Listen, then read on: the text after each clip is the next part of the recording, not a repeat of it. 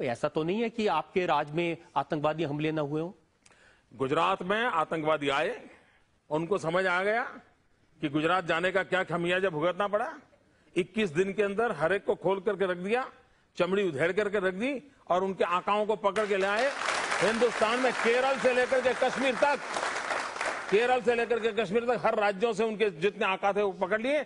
और गुजरात में आतंकवाद की घटना घटी, उसका नतीजा ये हुआ कि देश की सब सरकारों को 5 साल से आतंकवादी घटनाएं घटती थी, लेकिन वो किसी को पकड़ते नहीं थे। गुजरात में पकड़ने के बाद उनको पकड़ने के लिए जाना पड़ा और उसके बाद देश भर में पकड़ने की बात शुरू हुई। तो गुजरात का एक बहुत बड़ा कंट्रीब्यूशन रहा है और सिमी के पूरे नेटवर्क को, उनके सारे आकाओं को पकड़ कर रख दिया हमने।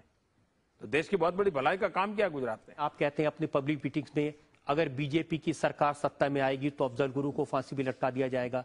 ये आतंकवाद का इस्तेमाल नहीं है सियासत के लिए?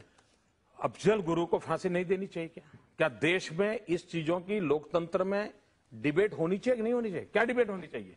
मोदी कुर्ते की डिबेट होगी क्या? देश में लोकतंत्र में मोदी कुर्ते की डिबेट करोगे क्या? हर सियासत में क्या हो रहा है, क्या होना चाहिए, इसी की तो डिबेट होनी चाहिए। And this is the true democracy.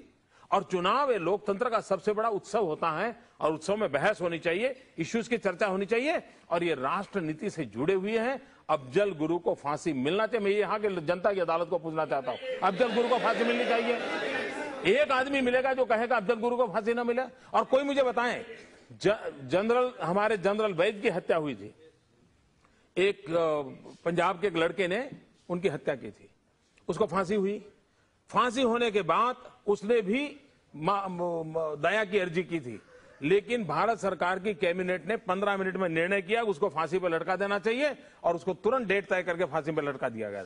General वैद्य के हत्यारों को, जो पंजाब का लड़का था, 15 मिनट के अंदर निर्णय कर सकते हो। अब अफजल गुरु को क्यों शोकेस में रखा हुआ है भाई? किसको दिखाना चाहते हो? और सुप्रीम कोर्ट को मानोगे कि नहीं मानोगे?